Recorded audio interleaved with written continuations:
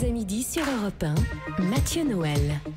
Vous êtes toujours sur Europe 1, il est midi 24, Rien ne s'oppose à midi continue et atteint même, je dirais, son point culminant, puisque sous l'œil admiratif d'Ève Roger, d'Eva Rock et d'Anissé Mbida entre Sir Guy Carlier. God save Guy too. Ce midi, Guy, vous avez décidé de nous faire rêver. Oui, c'est vrai. Je voudrais évoquer aujourd'hui la merveilleuse nouvelle qui nous vient d'outre-Manche. Buckingham Palace vient d'annoncer que le couple princier, Kate et William, attendait un troisième enfant.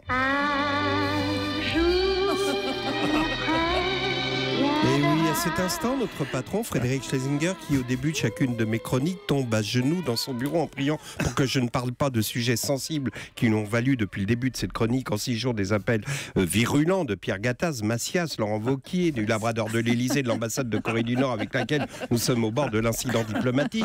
À cet instant, disais-je, Frédéric Schlesinger, totalement rassuré, vient de reprendre sa réunion de travail en tête-à-tête avec Catherine Ney. Car aujourd'hui, c'est un peu de rêve que je vous offre avec cette chronique de l'enfant qui va naître à la cour d'Angleterre. D'aucuns m'objecteront qu'à part Stéphane Bern, chez qui cette annonce a provoqué une demi-molle, cette information ne présente qu'un intérêt limité. Arrêtez, je visualise. C'est vrai.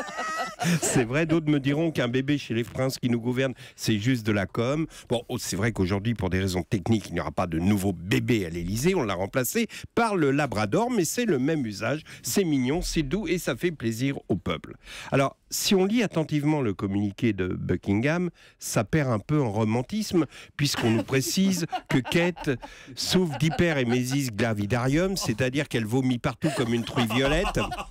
Elle a même, paraît-il, balancé une queue de renard sur la robe de la Queen. Bon, d'autres disent qu'on n'a pas vu la différence avant-après, mais enfin, d'autres sources médicales précisant même qu'elle souffre de troubles gastro-intestinaux et qu'elle balance des pets de routiers ukrainiens dans la couche princière. Mais oublions ces petits désagréments, car tout le monde se réjouit de cette naissance annoncée. Les bookmakers ont lancé des pronostics sur le prénom du futur bébé. On dit que Arthur et Henry sont favoris, mais il paraît que Jean-Claude et Mouloud ne sont pas loin et pourraient créer la surprise. Alors, je voudrais m'adresser à toi, futur prince Jean-Claude, pour te dire que tu te prépares une enfance et une adolescence difficile. Déjà, tu vivras dans les palais du royaume. Tu ne pourras pas aller jouer au foot avec tes potes dans la rue. D'ailleurs, tu n'auras pas de potes, parce que chez ces gens-là, comme disait Brel, on n'a pas d'amis, on règne. Tu passeras les plus belles années de ta vie à suivre tes parents dans des voyages à la con, vêtus d'un pagne, pour honorer une tribu fidjienne. On t'infligera un discours interminable sur les bienfaits du Commonwealth. Tu rêveras de fêtes foraines, de baisers volés à des filles trop maquillées derrière le manège des auto-tamponneuses, et tandis que dans une Rolls des années 50, tu feras coucou de la main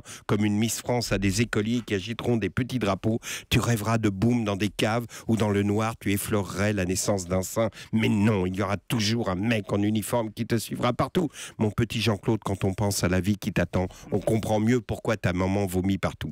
Finalement, je ne suis pas sûr de vous avoir apporté du rêve avec cette chronique. J'aurais mieux fait de vous parler de cette nouvelle angoissante. Il paraît que des chercheurs ont réussi à composer un morceau de musique uniquement grâce à l'intelligence artificielle. Et là, je me demande ce qui est le plus terrifiant. Un morceau composé par une intelligence artificielle ou ce morceau composé par une connerie naturelle. Je joue de la musique, je respire musique. L'obsession de Guy. On embrasse Calogero, c'est bien lui, Eva Rock, que je Oui, reconnais. c'est lui.